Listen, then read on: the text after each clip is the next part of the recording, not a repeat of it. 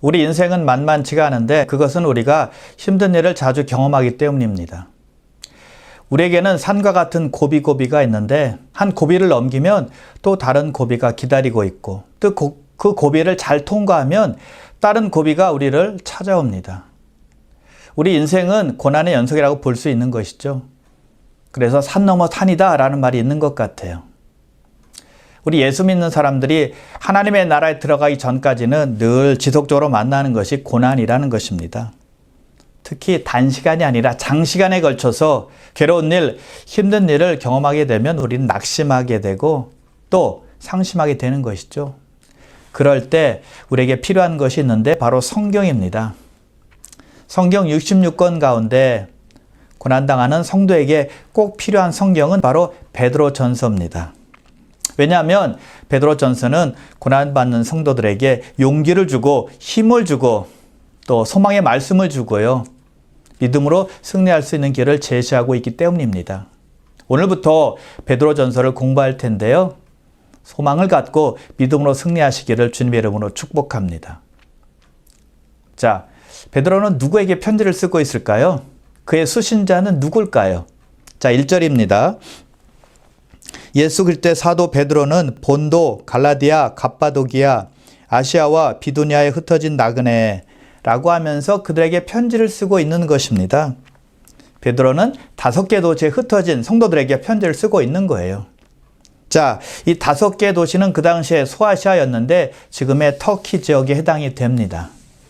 자, 베드로는 왜 그 지역에 있는 성도들에게 편지를 쓰고 있는 것일까요? 교회는 예루살렘에서 시작이 되었지만 복음은 오래지 않아 로마 제국 전역과 또 그 너머로 확대가 되었습니다. 그중 일부는 여행자들이 예루살렘에 와서 복음을 듣고는 그 복음을 자기 고국으로 가져간 결과였어요.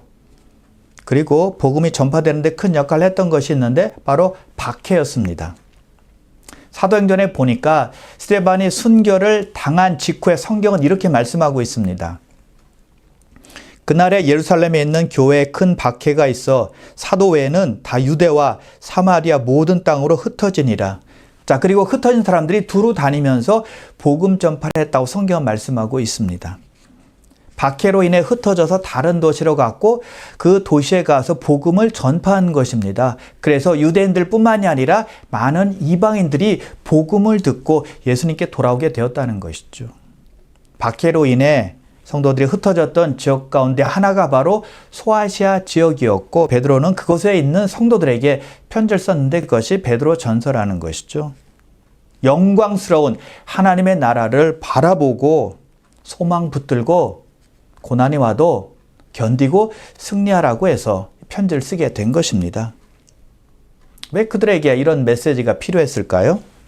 왜냐하면 그 당시에는 악명 높은 로마 황제가 통치하고 있었는데 네로였어요.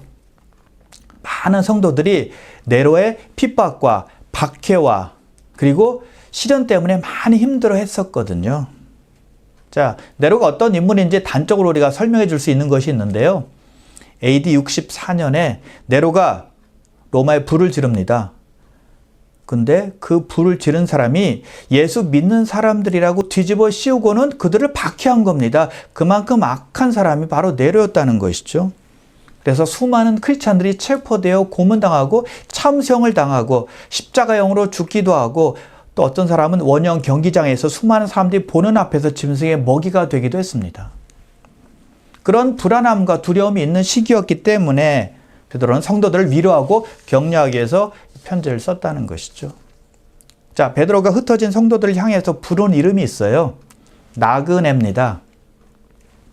나그네라는 말은 외국 땅에서 임시 거주자로 사는 사람을 의미하는 말입니다. 임시 체류자, 여행자라는 뜻이죠. 그래서 나그네는 외지에 있다가 자기 고향으로 돌아갈 사람이고 몸은 다른 곳에 있지만 자기 집으로 돌아갈 날만을 기다리며 살아가는 사람이 바로 나그네라는 것이죠.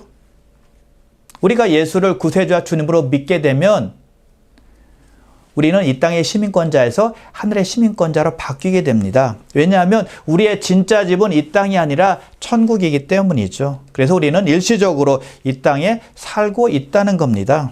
이것은 우리가 영원히 살 땅이 아니라 잠시 머무는 곳이 된다는 겁니다. 그래서 이 땅에 나그네로 사는 것뿐이라는 것입니다. 자, 우리가 외국에 여행을 갑니다. 가보니까 너무 예쁘고 너무 아름답고 너무 멋집니다. 마음에 들어요. 그렇다고 해서 그곳에 계속 머물 수 있나요? 아닙니다. 시간이 되면 돌아와야 됩니다. 왜요? 거기는 외국이고 나의 집이 아니기 때문이라는 것입니다. 우리 집은 따로 있기 때문이에요. 예수 믿는 사람들이 그것을 기억하고 살아가야만 한다는 것입니다. 이 땅에 살고 있지만 임시로 사는 것뿐이고 영원히 살 것이 아니라 떠날 사람들이라는 것을 기억하며 살아야 된다는 것이죠. 중간 기착지일 뿐이라는 겁니다. 잠시 머무는 곳이에요. 외국 여행을 다 마치면 우리 집으로 돌아오는 것처럼 우리도 이 땅에서의 삶이 다 끝나면 우리의 본향으로 돌아가야 한다는 것입니다. 그래서 바울이 우리의 시민권은 하늘에 있는지라 라고 말하고 있는 것입니다. 이 땅의 시민이 아니라 하늘의 시민이기 때문이죠. 그래서 우리의 신분이 나그네라고 인식하며 살아가는 것은 무척 중요한 일입니다. 나는 임시로 사는 사람이고 떠날 사람이다 라고 생각하게 되면 욕심을 많이 내려놓을 수 있는 거거든요. 또 이 세상에서 집착하는 것을 많이 내려놓을 수 있는 것이거든요. 그러므로 우리는 이 땅에 나그네라는 사실을 잊지 말고 저 천국을 사모하며 살아가야 될 줄 믿습니다. 자, 그런데 베드로는 그들을 가리켜서 그냥 나그네라고 말하지 않고 흩어진 나그네라고 부릅니다. 자, 흩어지다라는 말은 우리가 잘 아는 헬라어 디아스포라입니다. 원래 디아스포라라는 말은 유대인들을 향해서 썼던 말입니다. 예루살렘이 바벨론의 공격으로 인해서 함락되자 유대민족이 흩어진 것을 말하는 거예요. 그런데 베드로는 여기서 예수 믿기 때문에 핍박이 오자 흩어진 사람들을 가리켜서 디아스포라라고 말하고 있다는 것이죠. 그래서 그들은 그냥 나그네가 아니라 흩어진 나그네, 디아스포라 나그네가 된다는 것이죠. 소아시아 5개의 지역으로 뿔뿔이 흩어졌던 사람들은 예수를 믿었기 때문에 자기 살던 곳을 버리고 다른 곳으로 떠났습니다. 자, 그들이 떠날 때 기분 좋게 떠났을까요? 아니면 여행 가는 마음으로 떠났을까요? 천만에요. 박해 때문에 어쩔 수 없이 눈물 머금고 자기가 살던 곳을 떠났던 것입니다. 그럼에도 불구하고 그들은 자기들이 새롭게 정착한 곳에서 하나님의 복음을 전파하고 하나님의 시민으로 살았다는 것입니다. 그것에 동화되고 그것의 문화와 타협되는 것이 아니라 예수님께 속한 자로 살았다는 거예요. 그래서 그들은 그냥 나그네가 아니라 흩어진 나그네, 즉 디아스포라 나그네로 살았다는 것이죠. 여러분, 우리 모두도 디아스포라 나그네라고 믿습니다. 특별히 한국 땅을 떠나서 외국에 가서 사는 이민자들은 더욱 그래요. 그러나 넓은 의미에서 보면 모든 크리스찬들은 예수 믿고 구원받은 하나님의 자녀가 된 사람들은 누구나 할 것 없이 천국 본향 하늘나라를 바라보며 사모하며 이 땅의 삶이 다 끝나면 하늘나라로 갈 것이라는 기대감으로 이 땅에서 맡겨진 사명을 잘 감당하며 살아가는 디아스포라 나그네라는 사실을 잊으면 안 된다는 것이죠. 자, 그렇다면 디아스포라 나그네들은 어떤 사람들일까요? 베드로가 그 수신자들에게 하는 말을 잘 들어보십시오. 8절인데요. 예수를 너희가 보지 못하였으나 사랑하는도다. 이제도 보지 못하나 믿고 말할 수 없는 영광스러운 즐거움으로 기뻐하니. 그들은 예수를 보지 못했는데 사랑한대요. 예수를 보지 못했는데 믿는데요. 예수로 말미암아 말할 수 없는 영광스러운 즐거움과 기쁨으로 산대요. 그래서 디아스포라 나그네는 어떤 사람들인가 하면 어디에 있든지 어디에 살든지 어디에 정착하든지 상관없이 예수님을 사랑하고 예수로 말미암아 영광스러운 하나님의 나라를 그리워하고 사모하는 그 기쁨과 즐거움으로 사는 사람들, 그런 사람들이 디아스포라 나그네가 된다는 것입니다. 자, 원래 디아스포라는 흩어진 유대인들을 말할 때 사용했다고 했습니다. 그런데 그들이 디아스포라가 된 것은 그들의 죄악 때문이었어요. 타락 때문이었다는 것입니다. 그들이 하나님을 잘 믿어서가 아니라 하나님께 불순종하고 또 우상 숭배했기 때문에 하나님의 심판받아서 디아스포라가 된 겁니다. 그래서 베드로의 수신자들과는 완전히 달랐다는 것입니다. 그런데 놀라운 것이 있어요. 바벨론의 포로로 끌려간 사람들 중에는 보석같이 빛나는 믿음의 사람들도 있었다는 것입니다. 다니엘 그랬죠? 에스겔 그랬죠? 에스더, 에스라, 느헤미야, 모르드게, 그런 분들이요. 아주 빛나는 보석같이 믿음을 지키며 살았다는 것입니다. 그 외에도 알려지지 않았던 수많은 사람들이 베드로의 수신자들처럼 흩어진 나그네, 디아스포라 나그네로 살았던 것입니다. 믿음을 굳게 지킨 거예요. 자, 바벨론의 포로로 끌려간 사람들은 끌려가서 굉장히 슬퍼했습니다. 나라 잃은 서름, 얼마나 괴로웠겠습니까? 그래서 시편 137편 1절에 보니까 이렇게 말씀하고 있는데요. 우리가 바벨론의 여러 강변 거기에 앉아서 시온을 기억하며 울었도다. 바벨론에 끌려간 사람들이 바벨론 강가에 335 모여서 시온을 생각하며 예루살렘을 생각하며 자기 고향을 생각하며 울었다는 거예요. 얼마나 괴로웠겠습니까? 얼마나 서러웠겠습니까? 그런데 그 중에는 그냥 안타까워만 하고 그냥 슬퍼하기만 한 것은 아니었다는 거예요. 비록 외국에 살지만 하나님의 약속을 끝까지 믿고 끝까지 하나님을 기다리고 하나님을 사랑하는 사람들이 있었다는 것입니다. 디아스포라, 나그네들이 있었다는 거예요. 그리고 믿는 것으로 인해서 박해를 받아 소아시아 지역으로 가서 사는 사람들은 어땠을까요? 즉 베드로의 수신자들은 어땠을까요? 자기 고향 땅을 떠났으니 힘든 것이 한두 가지가 아니었을 겁니다. 평안했을까요? No. 안정된 생활을 했을까요? No. 윤택했을까요? No. 게다가 언제 어떻게 핍박이 임할지 모르는 불안한 상황이 계속되었어요. 그런 힘든 상황이 그들 가운데 있었다는 것입니다. 그럼에도 불구하고 그들은 예수를 사랑하고 예수를 믿고 예수로 말미암아 하나님께 영광을 돌리면서 하나님의 나라를 바라보고 그것을 사모하며 사는 기쁨으로 살았다는 거예요.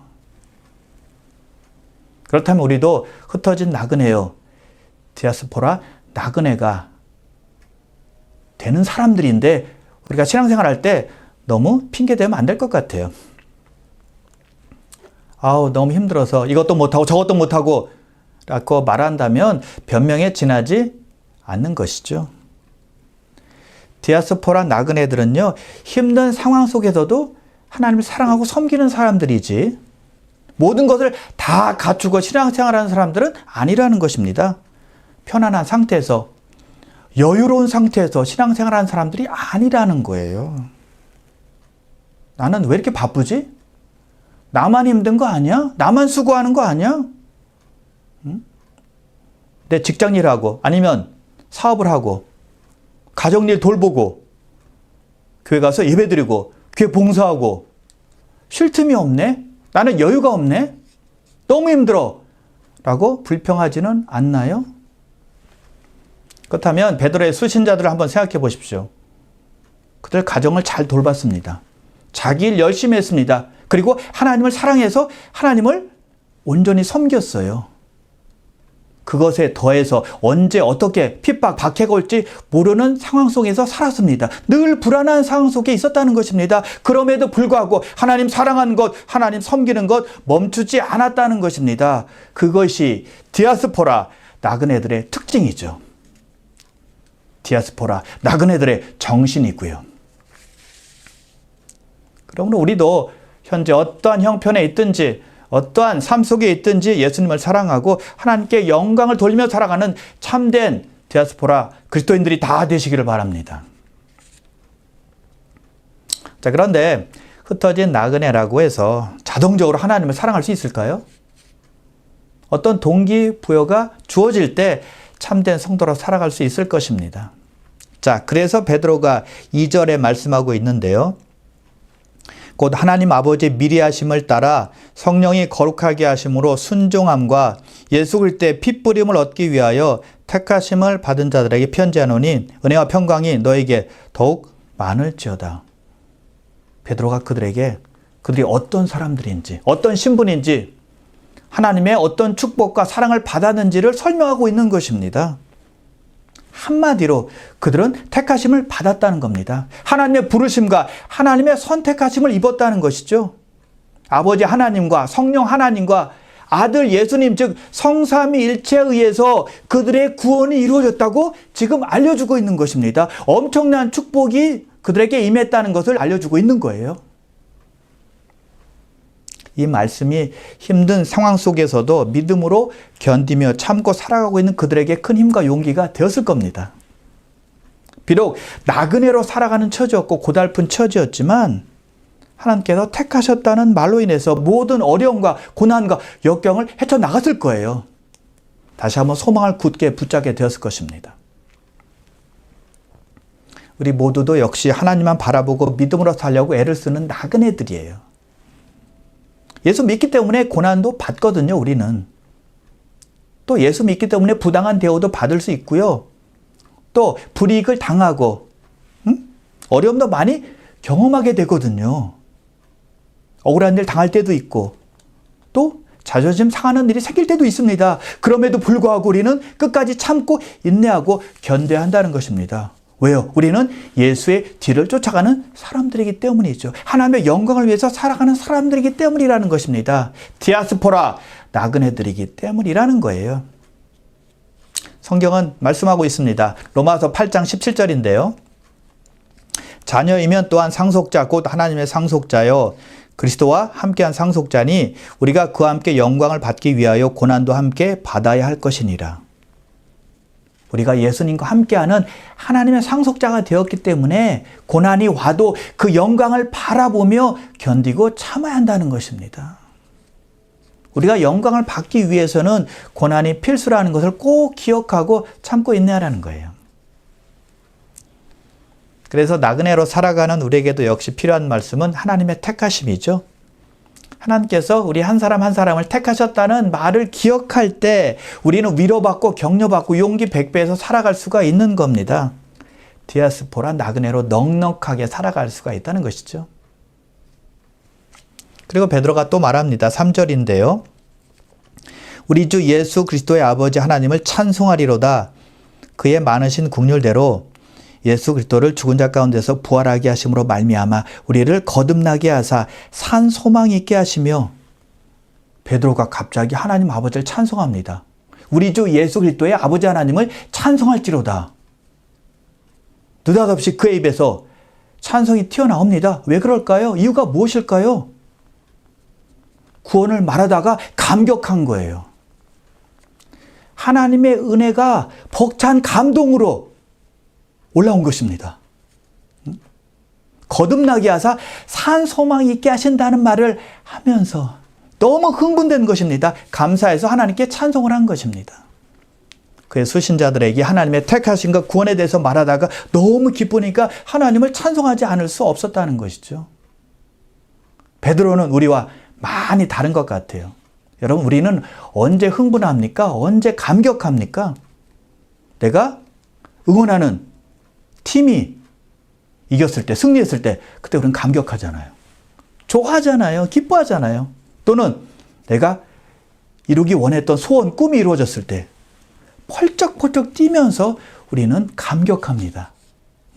좋아합니다. 기뻐합니다. 근데 베드로는 우리가 기뻐하고 흥분하고 좋아하는 것과는 많이 달랐습니다. 믿는 자가 구원받을 것을 생각하니까 너무 기쁜 것입니다. 그래서 하나님을 찬양한 거예요. 얼마나 멋집니까? 하나님께서 우리의 영혼을 위해서 행하신 일로 인해서 즐거워한 것입니다.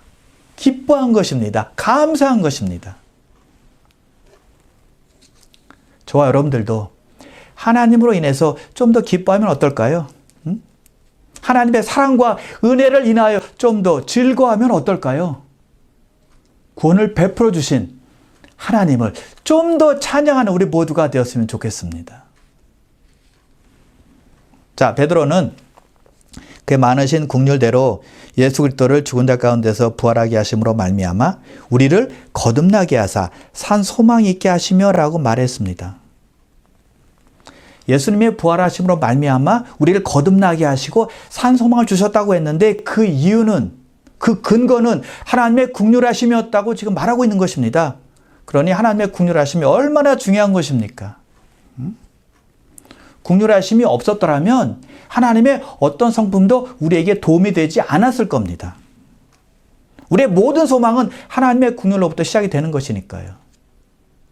만일 긍휼 없이 하나님의 공의만 있었다면 어떻게 되었을까요? 우리는 다 심판받고 멸망당했을 것입니다. 자, 긍휼 없이 하나님의 진리만 있다면 어떻게 될까요? 우리는 거짓말쟁이로 다 판명이 되었을 것입니다. 또 긍휼 없이 거룩함만 나타난다면 어떻게 될까요? 우리는 다 더러움만 드러나게 될 것입니다. 그래서 긍휼 없는 하나님의 어떤 성품도 우리에게 유익이 되지 않는다는 것입니다. 그래서 모든 선하심의 시작이, 모든 하나님의 은혜는 긍휼하심에서 시작이 되는 거예요. 그 긍휼하심으로 인해서 예수를 죽은 자 가운데서 살리셔서 우리를 거듭나게 하시고 우리에게 산 소망을 주신 것입니다. 할렐루야. 그리고 베드로는 거기서 끝나지 않죠. 4절입니다. 썩지 않고 더럽지 않고 쇠하지 아니하는 유업을 잊게 하시나니 곧 너희를 위하여 하늘에 간직하신 것이라. 우리에게 유업을 주신대요. 어떤 유업인가요? 구원받을 때 주어지는 영적인 부요입니다. 하나님께서 우리에게 주시는 영생입니다. 또는 천국이에요. 그것은 썩지 않고 더럽지 않고 쇠하지 않는 것입니다. 왜요? 하늘에 간직되어지는 것이니까요. 자, 우리가 예수를 모르는 사람들에게 전도할 때 두 가지는 꼭 필요하다고 생각해요. 구원받지 못하면, 즉 예수 믿지 않아서 구원받지 못하면 엄청난 고통이 있는 지옥을 경험하게 됩니다라고 말할 줄 알아야 되고요. 반대로 예수를 믿고 구원받게 되면 영광스러운 하늘의 유업을 받게 될 것입니다. 천국을 소유해서 누리게 될 것입니다라고 말을 해줄 줄 알아야 된다는 것입니다. 그 하늘의 유업, 천국 무엇입니까? 그것은 바로 썩지 않고 더럽지 않고 쇠하지 않는 유업이라는 것입니다. 그런데 그것은 거듭나지 않고는 경험할 수도 없고 얻을 수도 없는 유업이라는 것입니다. 거듭나지 않는 사람은 이 유업을 누릴 능력이 없기 때문이에요. 마치 그것은 시각장애인을 데리고 가장 아름다운 일몰이 있는 곳에 데리고 가는 것과 마찬가지입니다. 또 아름다운 미술품이 있는 미술관에 데리고 가는 것과 마찬가지입니다. 데려가도 시력이 없으니까 볼 수 없잖아요. 그래서 예수를 믿고 거듭나야지만 하늘의 영광을 볼 수 있고 하늘의 유업을 얻을 수가 있기 때문이라는 거예요. 그래서 거듭난 사람에게 주실 유업이 하늘에 간직되어 있다고 지금 말씀하고 있는 것입니다. 그래서 우리가 이 땅의 삶을 다 마치고 우리 각자의 주신 사명을 다 마치고 나서 하나님께 가면 하나님께서 우리에게 유업을 선물로 주시는 것입니다. 그날 우리는 사모하고 기다리는 것이죠. 그래서 베드로는 거듭나게 하사 산 소망 있게 하신 사람에게 썩지 않고 더럽지 않고 쇠하지 않은 유업이 주어진다고 말한 것입니다. 그리고 마지막 5절입니다. 너희는 말세에 나타내기로 예비하신 구원을 얻기 위하여 믿음으로 말미암아 하나님의 능력으로 보호하심을 받았느니라. 우리가 받을 유업이 보호되는 것처럼 유업을 받는 우리도 보호받게 된다고 말씀하고 있는 것입니다. 하나님의 능력으로 우리를 보호해 주시는 것입니다. 근데 그것은 믿음으로 말미암는다고 말씀하고 있어요. 우리의 믿음으로 참고 견딜 수 있고 이길 수 있고 승리하게 된다는 거예요. 자, 여기서 예비하신 구원이라는 말이 나오는데 이것은요, 구원의 완전함을 말하는 것입니다. 사람이 예수 그리스도를 진정으로 영접하고 믿게 되면 영생을 소유하게 되고 하늘의 아름다운 유업을 받게 됩니다. 자, 그런데 참된 신자는 어떤 사람인가 하면 예수 믿고 하나님의 자녀가 되는 것으로 그냥 만족하고 거기서 안주하는 것이 아니라 더 나아가서 늘 하나님을 찾고 하나님 의지하고 하나님을 신뢰하는 사람이라는 것입니다. 몸과 마음과 뜻과 또 목숨을 다해서 하나님을 사랑하고 이 땅에서 예수님 닮아서 예수님처럼 정결하고 거룩하고 의롭게 살기를 노력하고 또 성경 말씀을 들으면 성경 말씀을 읽으면 그 말씀대로 살려고 애를 쓰는 사람입니다. 또 어려운 일을 당하게 되면 디아스포라 나그네로서 저 한 나라를 생각하며 참고 인내하고 견디는 사람이죠. 그런 믿음을 가진 사람이 영생에 확신이 있는 것이고 저 아름다운 유업을 받는다는 확신을 갖게 되는 것입니다. 왜냐하면 하나님께서 그런 사람들에게 확신을 불어넣어 주시기 때문이죠. 그러므로 사랑하는 귀한 성도 여러분, 우리에게는 소망이 하나님이 계시다는 사실을 결코 잊지 마시길 바랍니다.